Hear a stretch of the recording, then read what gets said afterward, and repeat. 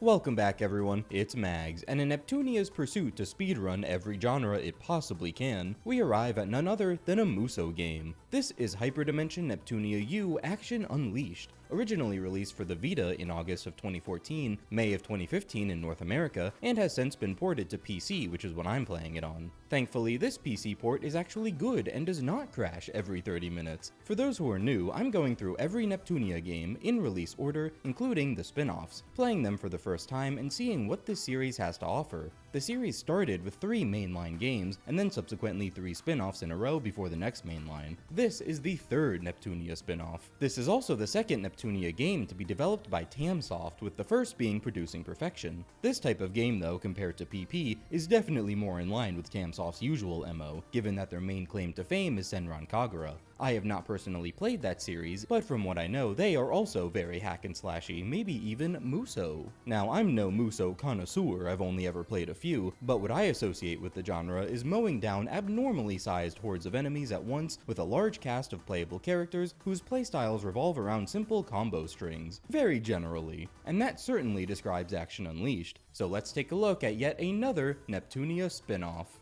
The first thing of note about this one scenario-wise, and honestly is one of the things that made me most look forward to it, is that we are finally out of Ultra Dimension Hell. All of the spin-offs until now featured the Ultra Dimension versions of all the characters and settings, but not Action Unleashed. We have the original Hyperdimension characters once again.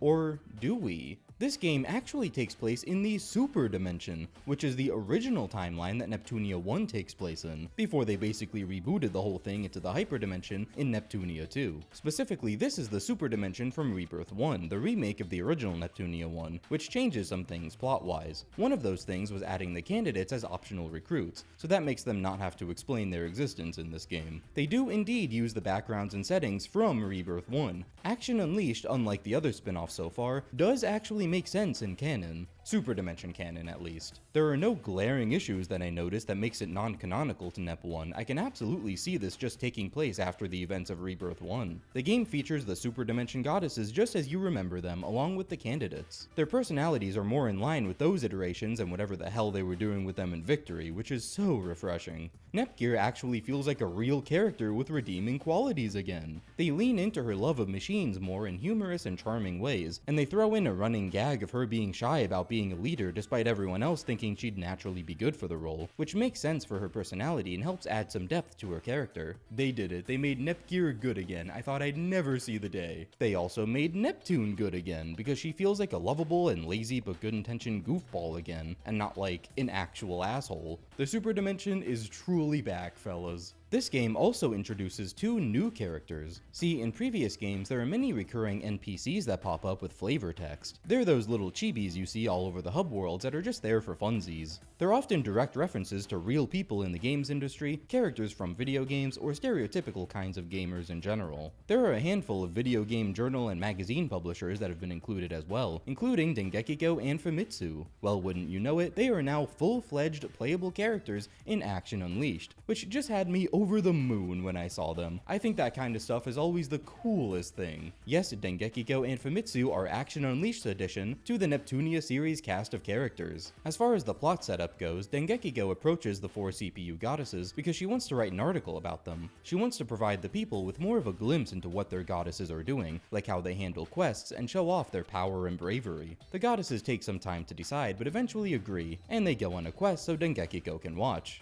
Famitsu, being Dengekiko's journalist rival, sees this and decides to write an article of her own, doing the same thing but with the CPU candidates. The candidates very quickly agree, and so they then go on a quest. The articles go swimmingly, and Dengekiko and Famitsu decide to team up and write follow-up articles, except this time it's about all the goddesses and candidates at once. The publisher higher-ups figure that to get better and more accurate scoops, the journalists should be in the field with the goddesses and candidates, so they each go on a quest of their own to retrieve some power provided by the big brass that helps them fight better. So now all of them are playable and working together to clear quests. So where's the conflict, you may ask?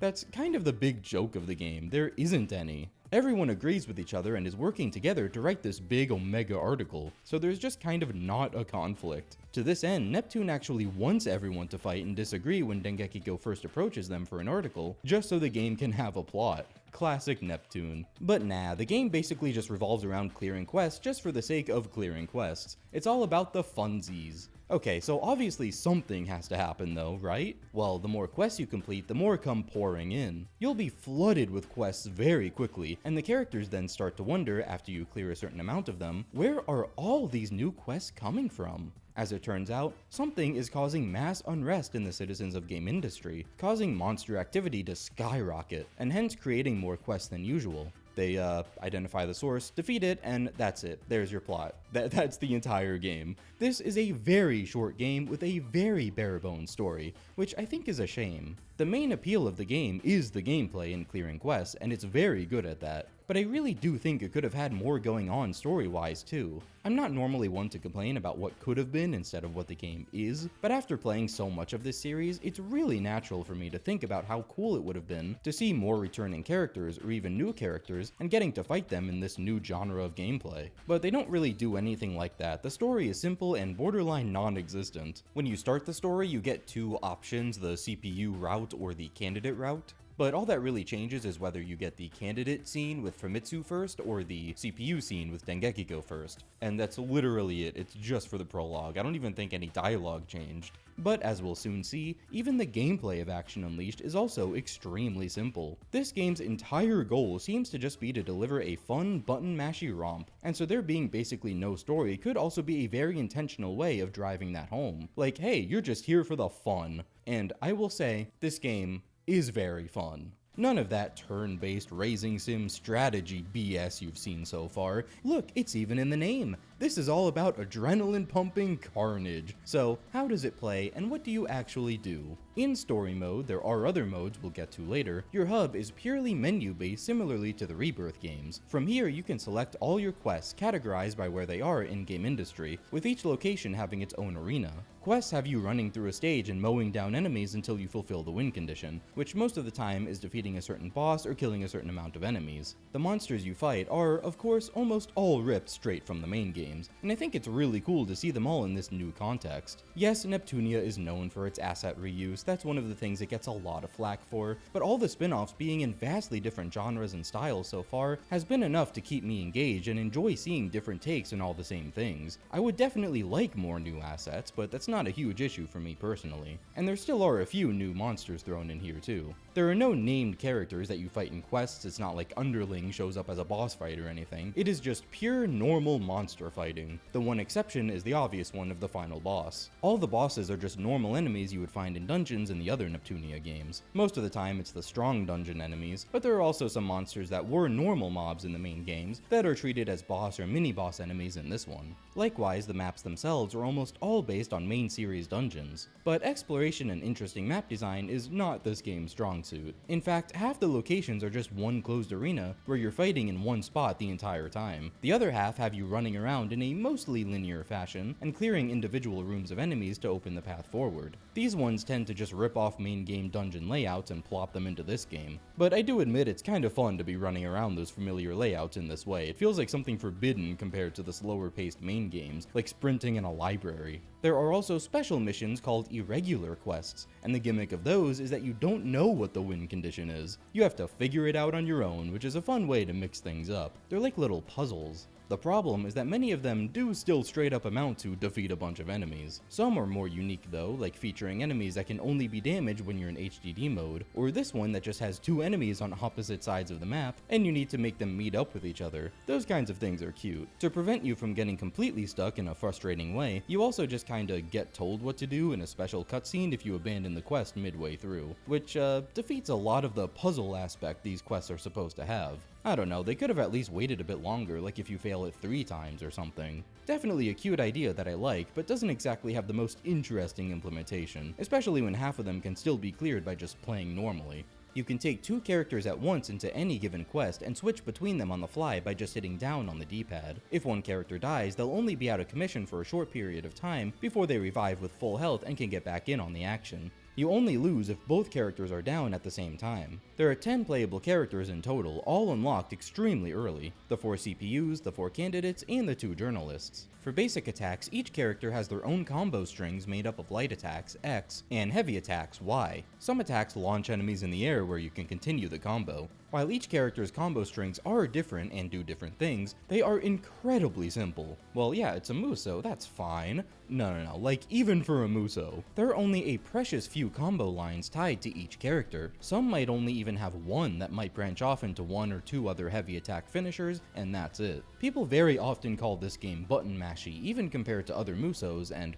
that's why. You mash buttons and watch the monsters die. And you know what? It's fun as hell. The controls are snappy and smooth, the animations are flashy, and the camera is dynamic with the way it tilts when you dash. Despite its incredibly simple nature, it feels really good to play. If you want something that you have to pay more attention to and makes you think and strategize, this is not the game for you at all, but this is honestly a great game if you just want some mindless action. And it really seems to me like that's just what they're going for. There are also SP skills you can use. They're assignable to 3 of the face buttons, so you can choose which button triggers which skill while holding down the left bumper. Just attacking enemies charges SP, which is split into a handful of individual bars, and each skill costs a different amount of bars to use. You learn more skills as you progress through the story, not from leveling up. There's also the EXE drive. Killing enemies charges up the EXE drive, and once it's full enough, you can activate HDD mode. Come on, it's not a Neptunia game without HDD, even Producing Perfection had it, for crying out loud. Usually in Neptunia, the EXE drive is just for unleashing super strong moves, but in this one it also doubles as your HDD mode meter. HDD mode, of course, transforms the characters into their CPU forms. Even Dengekigo and Famitsu have special forms in HDD. That's actually the power they go on quests to get in the beginning of the game to be combat viable. They're not goddesses or CPUs though, of course, and their HDD forms barely look different from their human forms, unfortunately. I would have loved to see entirely different designs for them, but it's still pretty cool. HDD characters have their own unique combos and movesets, and of course, bumped up base stats. For goddesses and candidates, not the journalists, it also makes them float, allowing them to move even while attacking, which isn't normally possible. While you're in HDD mode, the EXE drive slowly depletes, but killing enemies still increases it. So if there are enough enemies around and you can kill them quickly enough, you can sustain it for quite a while. In a lot of cases, indefinitely, especially with how short the quests actually are. And of course, the EXE drive still does let you use super moves. You can choose to expend the entire drive to unleash one mega strong move, simply known as the EXE drive move. Very creative, guys. It doesn't matter how much you actually have left, as long as you're in HDD mode. Even if you only have a sliver of the EXE drive left, you can unleash the move and do full damage with it. There's also one other set of super moves you learn later in the story called Lily Rank specials, where you can summon whoever your character is partnered with to have them unleash a devastating attack at the cost of half the EXE drive. These super moves are broken beyond belief. When I say this game is mindless, that doesn't just refer to the controls and combat itself, but also to its difficulty. This is an easy game, and the super moves available to you just contribute more to that. You really don't need them, but they're flashy and cool as hell, which is really what this game is all about. XP is loosely based on the monsters you defeat in the quest, and are specific to the characters who killed them. For any quest, both characters get a small base amount of XP, so even if you only used one character the entire time, the other character still at least gets that. And then a bunch of bonus XP based on which characters killed which enemies. It's really not hard to level up in this game at all, and combined with how easy it is, you can often do quests significantly above your level, and then just level up a lot at once. Hell, even quests at or below the level of the character you're using can still level them up a bunch at once. Also, there's a piece of equipment you get early in the game by way of a low metal reward that starts you with a full EXE drive, so needless to say, I basically always had that on. There's a reason why almost all my footage is of CPU forms. Given how many playable characters there are, and also the fact that the goddesses start at level 10 and the candidates start at level 5, so there's already a significant level discrepancy, you'd think it would be tedious to keep everyone up to snuff, but not one bit. I had a habit of using my lowest level characters for any given mission, and literally everyone started keeping up with or straight up outpacing the recommended levels of quests very quickly. There are just a lot of quests in the same narrow recommended level windows. To give you an idea, there are 75 main quests, by which I mean the ones that contribute to the overall quest completion percentage, and the final boss is recommended level 50. The max level is level 99. The XP required to level up does not escalate much at all, hence why it's so easy to level up a lot. So leveling up in general is a smooth process, and that even goes for getting everyone to max level, especially in one of the side modes that I'll talk about later, because you can carry all of your data to any mode you're in. When two characters go on a quest together, it contributes towards raising their Lily rank with each other. What, did you think we were gonna have a Neptunia game without Lily ranks? The rank between two characters is designated simply by a number, with the max being 10. It takes 3 quests for a pairing's Lily rank to increase by 1, except if you're going from rank 7 to 8 or 8 to 9 for some reason, then it only takes 2.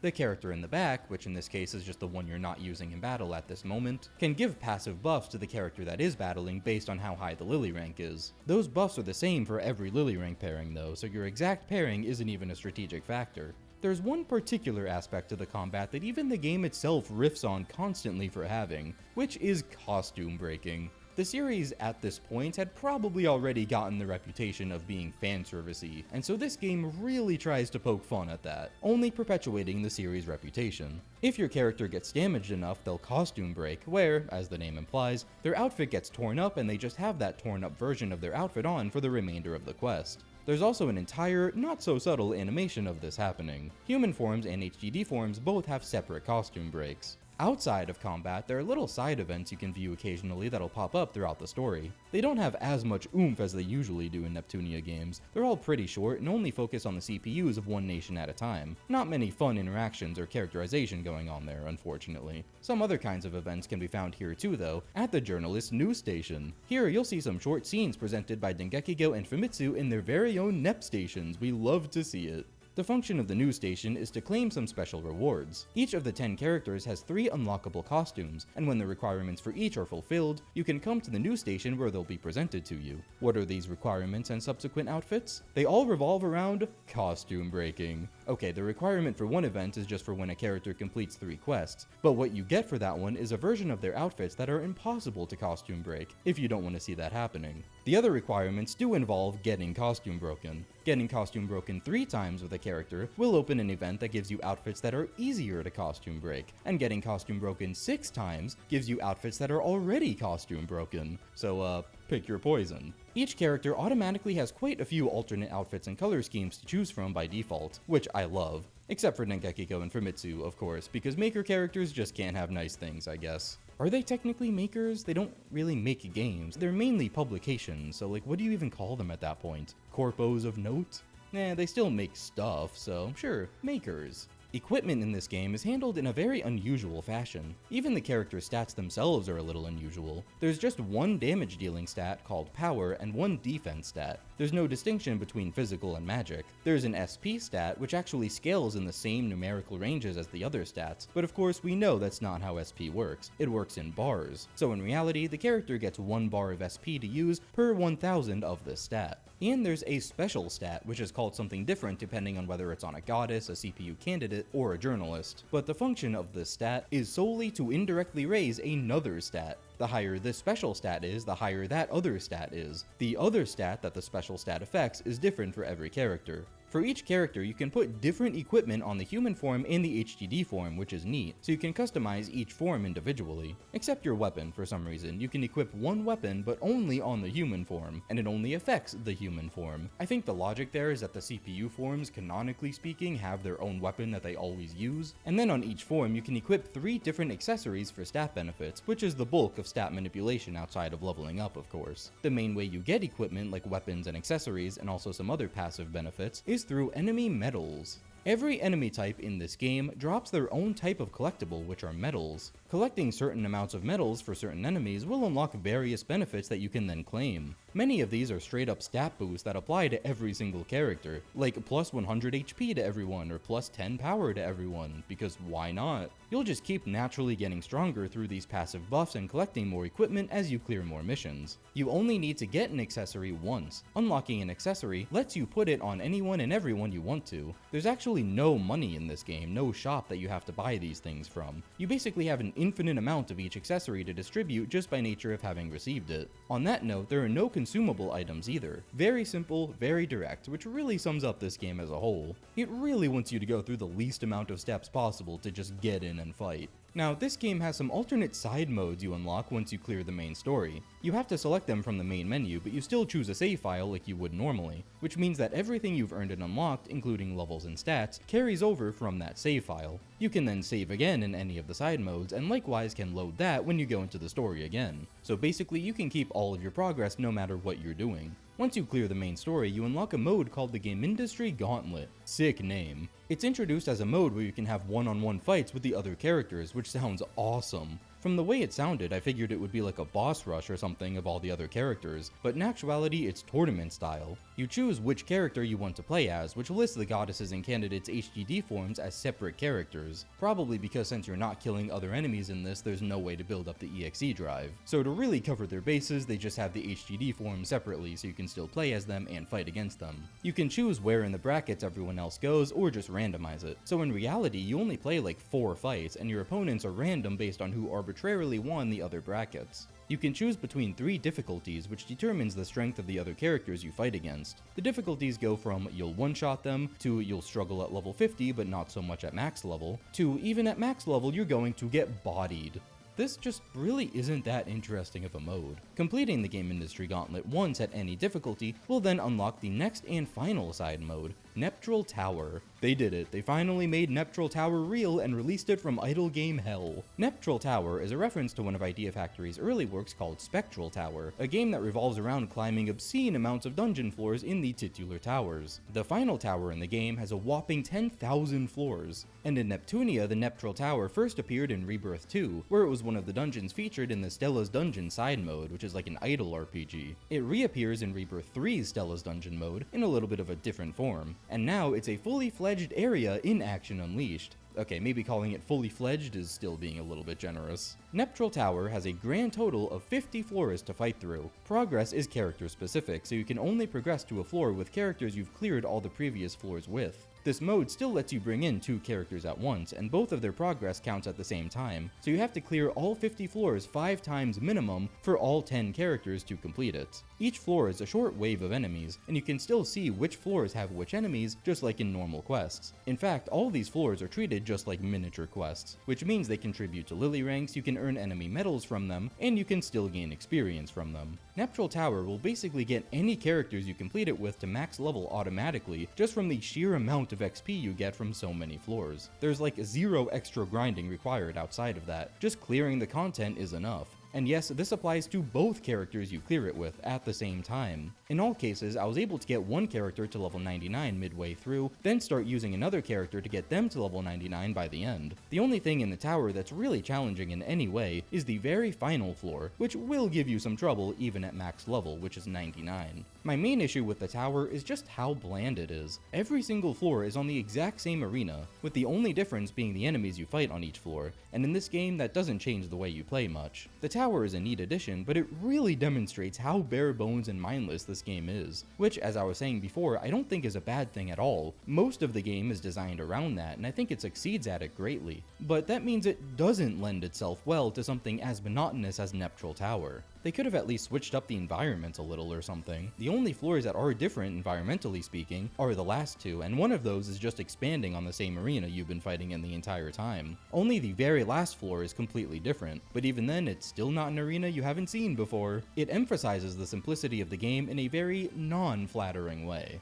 The game kind of wants you to complete the tower with every character, even aside from achievement requirements, because when you do so, you get a special cutscene and the credits play again, signifying that you have now actually completed the game. For some actual back-breaking, bone-crushing content, there are some quests back in story mode that don't actually count for 100% quest completion. They are completely and totally optional. These are all the recommended level 99 quests, and they will rock your world. Like, to a comical degree. It's the complete opposite end of the scale. Like, no matter what your stats and equipment are, you will be 1 or 2 shotted when not in HDD form, and even when in HDD form, you'll still take a ton of damage. Combine that with how tanky the enemies are and how long the stages are, and you're in for a rough time. Also, you can't choose your characters. Each of them restricts you to only using 2 specific characters, with each one getting one of these quests. Neptune and Dengekiko have one, Noir and Nepgear have one, etc. They almost feel designed to just play around with the cheats because of how BS they feel by default.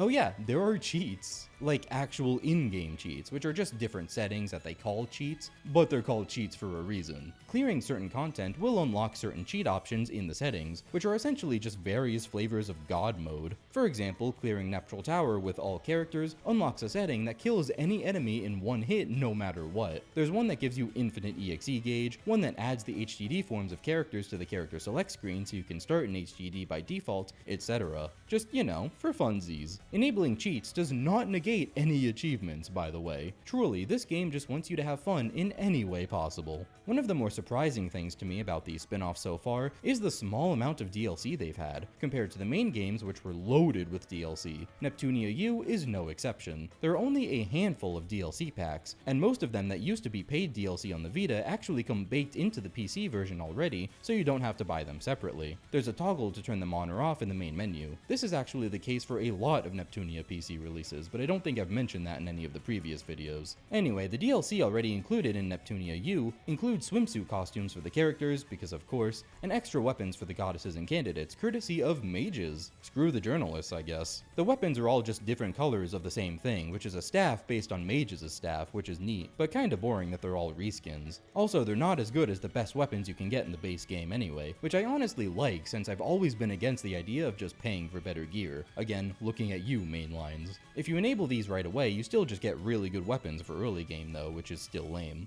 There are only 2 DLC packs you have to buy separately, both only $1 each. And honestly, that's still too much for them. There's one called Bonus Quest and one called Difficult Quests, which are both packs of 5 quests each. They all take place in a brand new arena based on the Colosseum from the Rebirth games, which is actually really cool. And that's about the only unique thing they have going for them. The bonus quests are really just for grinding out medals easier, which is already pretty easy to do even without them. They're long quests, with the win conditions just being to kill a metric ton of enemies. The difficult quests are all recommended level 50, so not actually that difficult if you've done everything else in the game. They're very basic quests, nothing you haven't seen before in literally the entire rest of the game, and still all in the same small arena. The achievements are a little more interesting. There are your usual basic ones for just doing the content, like finishing the main story, clearing the game industry gauntlet, and clearing Neptunia Tower. There's of course one for getting a character to level 99, but surprisingly not one for getting every character to level 99, which has been a common one in Neptunia games so far. Still, that's very easy to do. As far as the grindier ones go, there's one for clearing the game industry gauntlet with every character, which is just tedious, and one for clearing Neptunia Tower with every character, which is even more tedious. There's an achievement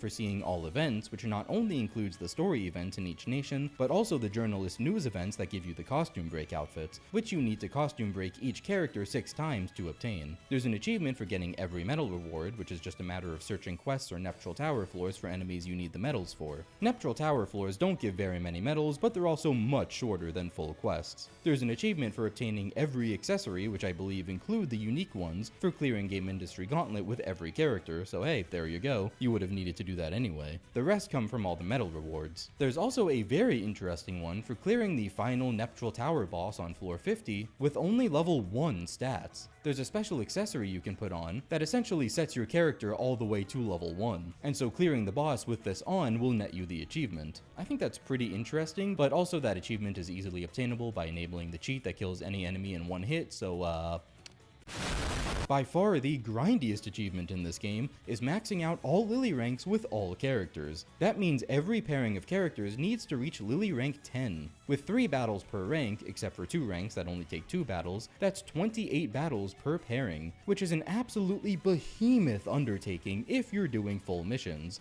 Don't do full missions. Neptunia Tower floors are easier, and wouldn't you know it, there's one floor, which is floor 5, that only contains one singular enemy, making it an instant clear. That is by far the fastest place to do this in, but even then, it takes a surprisingly long time, easily around 10 hours in total. But that's basically it. That's everything you have to do in Hyperdimension Neptunia U Action Unleashed. This is a super fun game. It's no-nonsense, simple action. It could certainly stand to have some more variety. Some of the things it implements just aren't really interesting enough, like the irregular quests, or the entirety of Neptunia Tower, or the plot scenario. This game had a lot more potential than what I think it really provided. But even then, what is here is still really enjoyable, so I can't complain too much. It's still a really cool game. If you want to mash some buttons and watch the enemies die, Neptunia U has you covered. It's smooth, flat, flashy and satisfying. I'm aware that there may be more Musous further down in the Neptunia pipeline, maybe even very soon in fact, with Mega Tagmention Blonde plus Neptune vs Zombies, say that 3 times fast, which is only 2 Neptunia games from now in release order.